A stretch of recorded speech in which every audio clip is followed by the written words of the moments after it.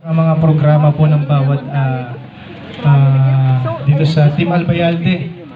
Ang aking sektor mapupunta po sa pagnaloklok po tayo sa sports at modern tourism, ay modern na sining and kultura.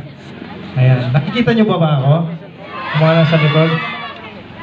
Sa sports po, sige po, sa sports po, ang gagawin po natin, pagtutuunan ko po ng pansin yung mga kabataan sa mga bata po para mas lalo po nating pagyamanin po yung kanilang napiling sports. So kada barangay po, ang isusulong po natin magkaroon ng sports clinic. Also po, magkakandak po tayo ng survey. Diba? Sa isang barangay, ano po ba yung common interest ng mga tao? Para hindi lamang po tayo sa isang sports lamang o dalawang sports sa volleyball o basketball. Diba? Kunwari, marami may interest po. Nagpa-survey tayo sa badminton. Ayan po, magpo-focus din po tayo dyan. Kasi plano ko po, sana lahat ng kabataan mabibigyan po sila ng chance. Diba? May lugar po silang paglalaruan, may lugar po silang pupuntahan. Isa pa po dyan, dahil nasa industriya po tayo, magagamit po natin ang pag-iimbita sa mga kilala at mahuhusay sa kanilang larangan ng sports. Para po yung mga kabataan natin ma-inspire. Ayan, sa pangarap ko po kasi, at alam kong pangarap nyo rin po, ang mga Angeleños po maging tanyag nasyonal.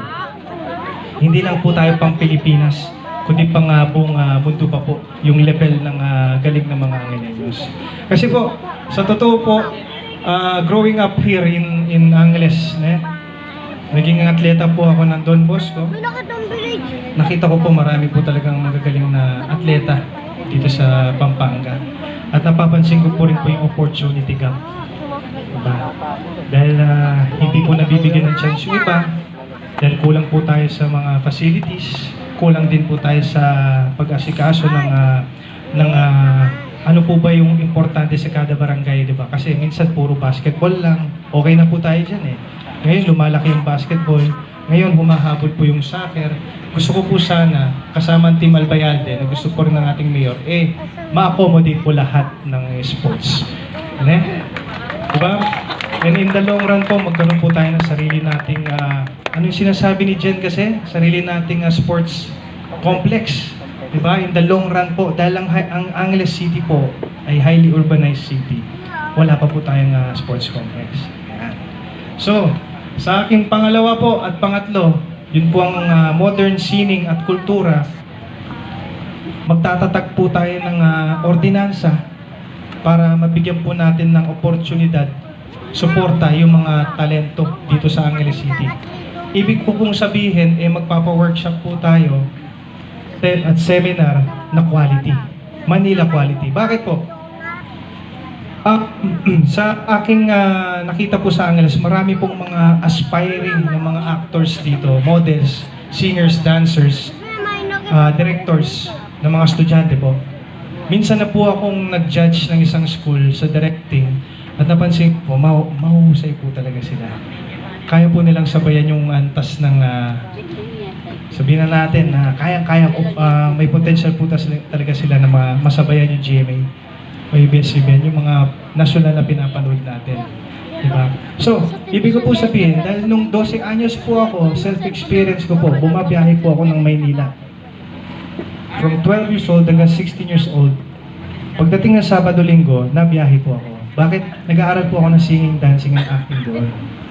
Porsigido po ako noon na matuto. Kaya sa eskwelahan po, hindi po ako kumakain para meron akong 200 pesos na baon. 70 pesos papunta sa bus, pabalik, ganun din, para makapag-aral po ako doon. So, ang inaano ko po, hindi na po kailangan ng mga talento dito sa Angeles, bumiyahe pa na Maynila. Dito pa lang po sa Angeles, may quality na po tayong workshop, tsaka mga seminars. Okay? Kaya ako po gustong matupad itong mga to dahil kapag nangyari po ito, sama-sama po tayo para po sa mga kabataan, magkakaroon po sila ng direksyon at malilihis po sila sa paggamit sa bawal na gamot. Diba? Nakakalungkot man pong aminin sa aking pag-iikot, di totoo naman po ako, may napapansin din po ako na medyo nalilihis po yung mga kabataan natin dito sa amin. Sad to say. Diba?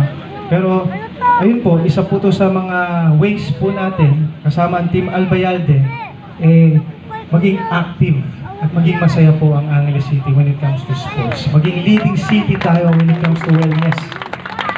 Ang physique, di ba? Alright. Sana po, yun lang po ang aking sasabihin Sana po, suportahan niyo po ang Team Albayalde. Ha? Dati niyo na po akong sinuportahan sa Starstruck. Totoo po ito Sa Starstruck, sinabihan po nila ako na, that's 2007. Aljur, kahit pagsama-sama yung boto nila, hindi haabot sa boto mo. Hindi kakalahati sa boto mo. Dahil po sa inyo yun sa suporta ng mga Kapampangan. Isa lang po akong dati nagtitinda ng pizza sa palengke. Nangarap po akong maging artista.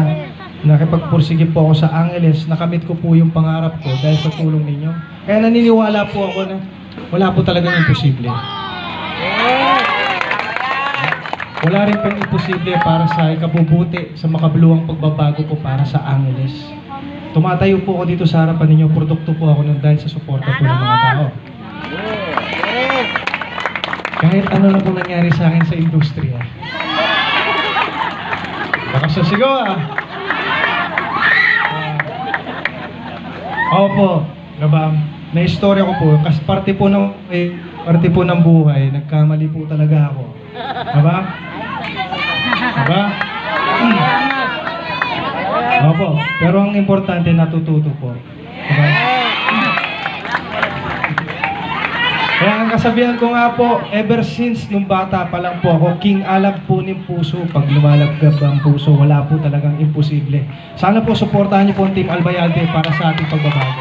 Maraming salamat po. Yes, thank you, Councilor Aljur! Number 1 sa balota. Number 1 niya kayong balota.